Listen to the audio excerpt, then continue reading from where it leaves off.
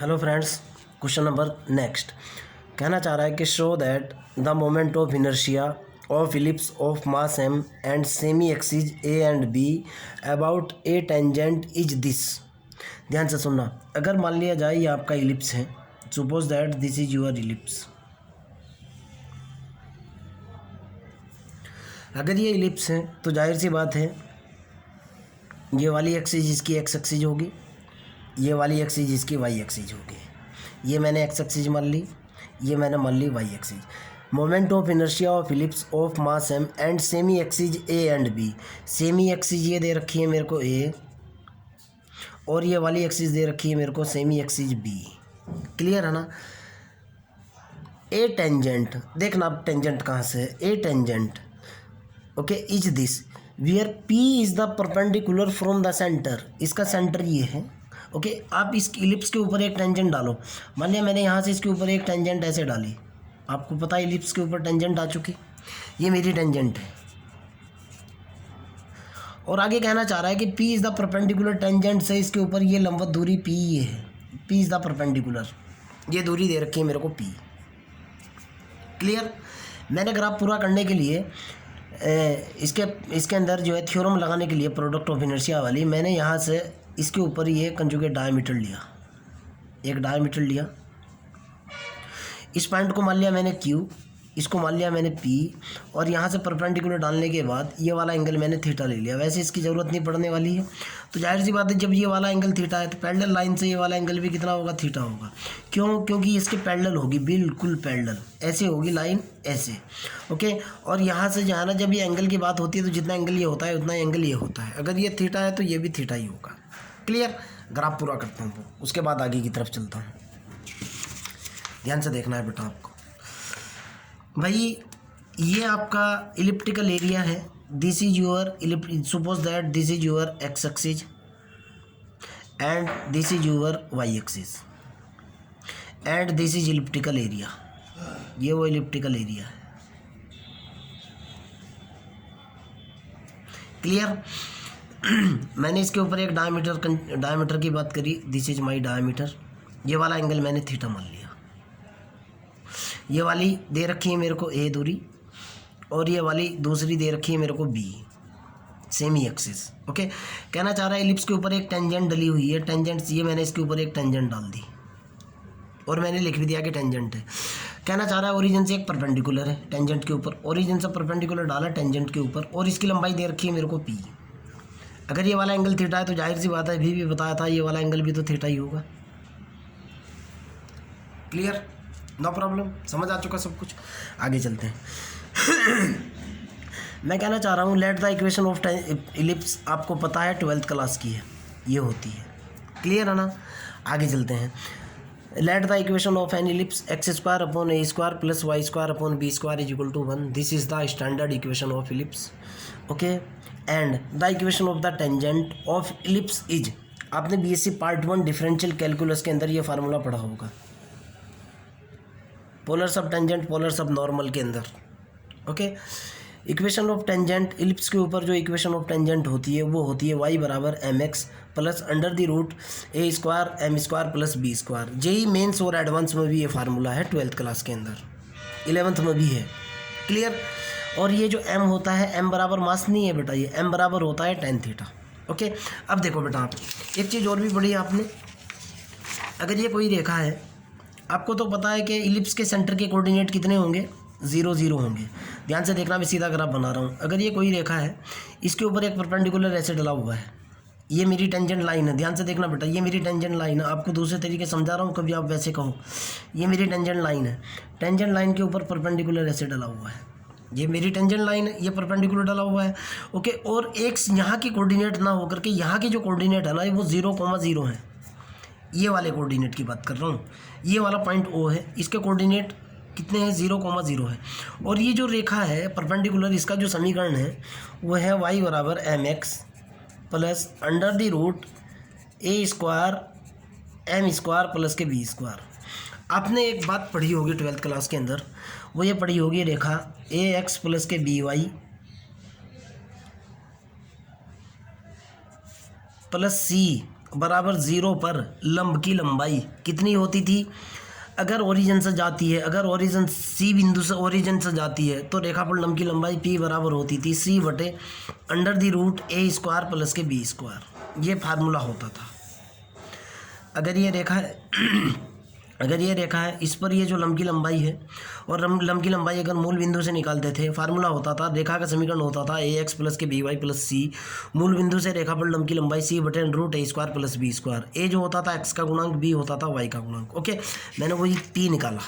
देखो बेटा, जब मैं इसकी कंपेयर करूँगा, यहाँ से देखो आप, ये इक्वेशन y बराबर mx प्लस सी की फॉर्म में है। y बराबर mx प्लस सी की इक्वेशन है। mx तो ये है, c ये है। ओके, और इस रेखा पर लंब की लंबाई कितनी होती है? p बराबर C/√a² प्लस b² होती है।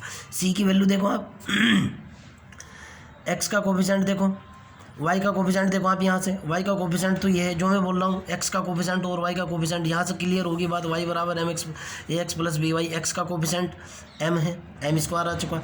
y का कोफिशिएंट 1 है। ओके, -1 है वैसे तो, -1 का स्क्वायर पॉजिटिव 1 हो जाएगा जब आप इस इक्वेशन को इस फॉर्म में लिखोगे, इस वाली फॉर्म में। आप समझते हो इतनी सी बात?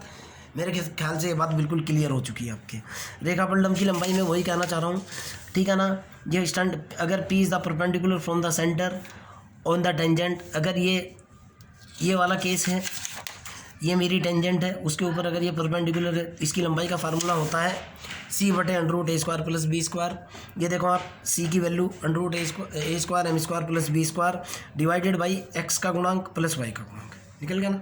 आगे चलते हैं। यहाँ से मेरे पास निकल करके आ बेटा, p की वैल्यू देखता हूँ फिर से। p = कितना निकला मेरे पास? आपके सामने है a² m² plus b² upon 1 plus m²। m बराबर कितना है? tan theta.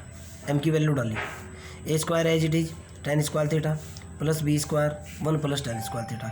1 plus tan² theta कितना हो चुका? sec² थीटा हो चुका।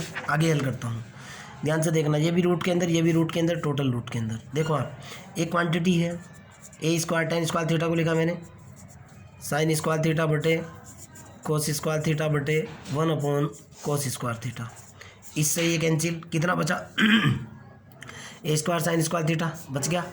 अगले वाला लिखा b upon sec² theta, b² बटे sec² थीटा। इसको क्या लिख सकता हूँ? b² cos² theta. आ गया ना? Clear, no problem. आगे चलते हैं। ये फार्मूला आप जानते हो बेटा, बहुत बार ये फार्मूला मैं अभी प्रूफ दे चुका कि moment of inertia about diameter, ये हमारे पास होता है। This is the fix formula, मैं कुछ चेंज नहीं कर पाऊँगा। 1/4 mv² होता है। दूसरे वाला जो है 1/4 mv² होता है। और ये मोमेंट ऑफ इनर्शिया का स्टैंडर्ड फार्मूला होता है किसी बॉडी के लिए। लास्ट लेक्चर के अंदर भी ये बात मैंने आपको बताई थी। और अगर आप कहोगे कैसे है ये देखो बेटा, ये कह रहा है कि moment and product of inertia of A lamina about any line, result आता है a² cos² theta a cos² alpha b sin² alpha minus के f sin2 अल्फा। ये वो फार्मूला है, a cos² alpha b sin² alpha minus f sin2 theta. ये formula fix होता है। x के रिस्पेक्ट में मोमेंट ऑफ इनर्शिया होता है, y के रिस्पेक्ट में मोमेंट ऑफ इनर्शिया होता है, ये प्रोडक्ट ऑफ इनर्शिया होता है p। सिमेट्रिक कर्व है आपका ये। ओके, अगर आप मेरी लेक्चर सीरीज स्टार्टिंग से देखते आ रहे हो तो मेरे ख्याल से ये चीज़ आपको समझाने की ज़रूरत नहीं है। ये भी आपको पता है पहले से ही। अगर मेरी लेक्चर सीरीज़ देखते आ रहे हो, ये भी पहले से ही पता है, ये भी पहले से ही पता है। ओके, ये भी फिक्स फार्मूला, ये भी फिक्स फार्मूला, ये भी फिक्स फार्मूला। आगे की तरफ चलते हैं। और this is my fix formula. मैंने मोमेंट ऑफ इनर्शिया के लिए वैल्यू डाली, ए की वैल्यू डाली mv² cos² थीटा, बी की वैल्यू डाली ma² sin² थीटा, एफ तो 0 हो चुका। ओके, अब देखो बेटा, यहाँ से मेरे पास जो निकल करके आया, ध्यान से देखना है। यहाँ से 1/4 m² कॉमन ले लिया मैंने लास्ट लाइन से। 1/4 m² कॉमन लिया, ये बचा b² cos² theta plus a² sin² theta. और ये किसकी वैल्यू है? यही तो p² है। यहाँ से देखो ना आप, ये p चल रहा है आपका, p ये है p, ये p के बराबर है। जब आप दोनों तरफ का स्क्वायर करोगे, p² = a² sin² theta b² cos² theta, कितना निकल गया? 1/4 mp²। निकल गया ना? डायमीटर के रिस्पेक्ट में तो मोमेंट ऑफ इनर्शिया ही आ चुका। ये जो मेरा डायमीटर था pq, आपको पता है, थ्योरम से है डायरेक्ट। ओके, अब इसके अंदर एक सेंटर भी है, उसके रिस्पेक्ट में भी निकालूंगा भाई मैं। Now the moment of inertia, final moment of inertia calculate करना है।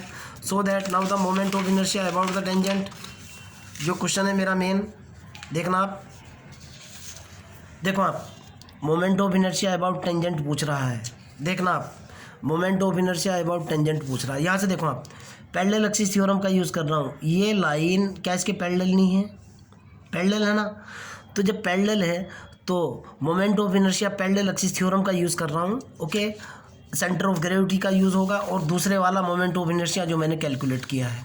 एक तो मोमेंट ऑफ इनर्शिया टेंजेंट के रेस्पेक्ट में निकाल रहा हूँ, एक तो जो मेरा कैलकुलेशन के बाद जो आ रखा है moment of inertia, okay, about the centre of gravity end moment of inertia about the tangent. एक मेरे पास कितना निकला हुआ है, पहले वाला निकला हुआ है 1/2 MP, 1/4 MP², ये तो निकला हुआ है। दूसरे वाला कितना निकलेगा टेंजेंट के रेस्पेक्ट में? देखो बेटा, टेंजेंट के रेस्पेक्ट में टेंजेंट देखो आप, टेंजेंट ऐसे है, P ऐसे है, यही है ना, ये दूरी कितनी है मेरी, P है ना। यहाँ से देखो, मोमेंट ऑफ इनर्शिया होता था m×r²। ओके, जिस पॉइंट से निकालते थे, इस पॉइंट से निकाल रहा हूँ, ये दूरी होगी।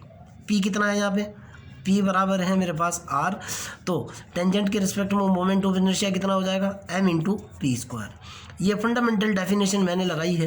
बेसिक डेफिनेशन ये होती थी, अगर ये मेरे पास कोई बॉडी है, ओके, इस लाइन के रिस्पेक्ट में मोमेंट ऑफ इनर्शिया निकाल रहा हूँ, पार्टिकल मेरा यहाँ है, P पार्टिकल, m मास का पार्टिकल यहाँ है, और ये वाली दूरी R है, फार्मूला होता था m×r²। सेम सिचुएशन बनी हुई है, लाइन मेरी ये है, परपेंडिकुलर डिस्टेंस ये है, पार्टिकल यहाँ है, ओके, P यहाँ है, ये देखो आप, तो कितना हो जाएगा m×p², ये हुआ मेरे पास m×p²।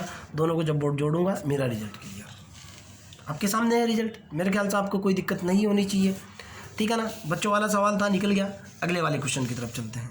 क्वेश्चन नंबर नेक्स्ट, इसी थ्योरम का यूज़ किया जाना है, इसी कंसेप्ट का यूज़ किया जाना है, इसलिए मैं इसको रख रहा हूँ। ओके, छोटा सा सवाल है, इंटरेस्टिंग क्वेश्चन है बहुत, 2 मिनट का सवाल है, ये भी देखने की कोशिश करना। आप कहना चाह रहा है कि show that the sum of moment of inertia, sum of moment of inertia यानी मोमेंट ऑफ इनर्शिया का जोड़, of an elliptical area about 2 tangent, 2 tangent के रिस्पेक्ट में at a right angle is always same. Okay, क्या कहना चाह रहा है? अब की बार ये कहना चाह रहा है, जो पहले वाला ग्राफ था सेम ग्राफ है, सेम ग्राफ है। अगर ये मेरा इलिप्स है, एक टेंजेंट अगर मेरी यहाँ डली है, इसके परपेंडिकुलर टेंजेंट डालनी है मेरे को। ये जो टेंजेंट है, इसके परपेंडिकुलर टेंजेंट, यानी इसके परपेंडिकुलर टेंजेंट जो डाली जा सकती है वो ऐसे डाली जा सकती है। देखो बेटा, आप इसके परपेंडिकुलर जानी चाहिए ये वाली टेंजेंट, ऐसे समझो आप। दोनों के बीच में हमेशा 90 डिग्री का एंगल होना चाहिए। ओके, देखो आप, इसकी बात कर रहा है, सेम ग्राफ वही है पुराने वाला। अगर ये मेरा P है, ये मेरा Q है, ये एंगल मेरा थीटा है, यहाँ से ये वाला एंगल मेरा थीटा है। ओके, एक ये मेरी टेंजेंट है जो अभी लास्ट क्वेश्चन के अंदर मैंने किया है। दूसरी टेंजेंट अगर मेरी ये है, उसकी बात कर रहा है, ये मेरा एक्स एक्सिस है, ये मेरा ओरिजिन पॉइंट है, ये परपेंडिकुलर डिस्टेंस P है, तो मेरे पास रिजल्ट आ चुका था। ये क्लियर, अभी निकाला था मैंने, देखो आप 1 मिनट पहले। ये देखो आप, 5 MP²/4, 5 MP²/4, यानी मैं कह रहा हूँ ये लास्ट क्वेश्चन से है, लास्ट क्वेश्चन से। क्लियर है ना। और लास्ट क्वेश्चन से ही मैं ये भी ले रहा हूँ, लास्ट क्वेश्चन से ही मेरे पास निकला हुआ था। ये देखो, p² = a² sin² theta b² cos² theta, last question से ही मेरे पास ये रिजल्ट है। यानी अगर ये क्वेश्चन आपके पास आता है तो इससे पहले वाले क्वेश्चन का प्रूफ, यानी इस वाले क्वेश्चन का प्रूफ आपको देना होगा, ये वाले क्वेश्चन का प्रूफ आपको देना ही होगा। ये वाले क्वेश्चन का प्रूफ दोगे, उसके जस्ट बाद बता रहा हूँ आपको। ओके, देखो आप, कितना निकल गया भाई, मैंने p² की वैल्यू डाली, a² sin² theta b² cos² theta. अब यहाँ से ये जो है ना बेटा, बस कोई चेंज नहीं है।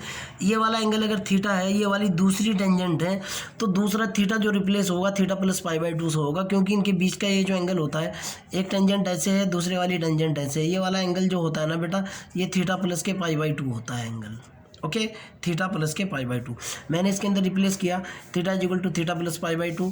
Okay, sin² theta cos² theta के अंदर चेंज हुआ, cos² थीटा sin² के अंदर चेंज हुआ। आपको भी पता है sin 90 + थीटा cos थीटा होता है, cos 90 + थीटा sin थीटा होता है। अगर एक प्लस माइनस है तो स्क्वायर है, स्क्वायर से दोनों प्लस हो जाएंगे। एक इक्वेशन ये, दूसरी इक्वेशन ये, दोनों को जोड़ता हूँ। क्यों? क्योंकि सम की बात कर रहा है। जोड़ता क्यों हूँ? कह रहा है सम ऑफ मोमेंट ऑफ इनर्शिया दोनों टेंजेंट, एक टेंजेंट के रेस्पेक्ट में ये निकल गया, दूसरी टेंजेंट के रेस्पेक्ट में, एक टेंजेंट के रेस्पेक्ट में ये निकला हुआ है, दूसरी टेंजेंट के रेस्पेक्ट में ये निकल रहा है। ये देखो आप, एक टेंजेंट ये है, दूसरी वाली टेंजेंट ये है, आपके सामने है ग्राफ। और क्वेश्चन के अंदर कह रहा है सम ऑफ मोमेंट ऑफ इनर्शिया। दोनों को जोड़ो भाई, चलो भाई। जैसे मैं दोनों को जोड़ूंगा, पहले वाली इक्वेशन क्या है मेरे पास, ये देखो आप, 4/5 A square, 4/5 M A square sine square theta B square को स्क्वायर थीटा। दूसरे वाली इक्वेशन है 4/5 M A square cos square theta B square sine square theta. देखो आप, जब मैं इसको हल करूँगा, 4/5 4/5 कॉमन, यहाँ से और यहाँ से कॉमन निकालो। ए स्क्वायर कॉमन आ चुका, कितना बचा, कोस स्क्वायर थीटा प्लस के साइन स्क्वायर थीटा, प्लस इन दोनों में से बी स्क्वायर कॉमन निकालो, कितना निकला, कोस स्क्वायर थीटा प्लस के साइन स्क्वायर थीटा। निकल गया ना, कितना निकल गया, 5m/4 तो चल ही रहा है, ए स्क्वायर प्लस के बी स्क्वायर, ये भी 1 हो चुका, ये भी 1 हो चुका, ये आएगा। कैश क्वांटिटी के अंदर थीटा है नहीं है ना, which is independent of theta. Clear, okay. फिर भी अगर आपका कोई डाउट है, कोई प्रॉब्लम है, you can directly ask me. Okay, bye.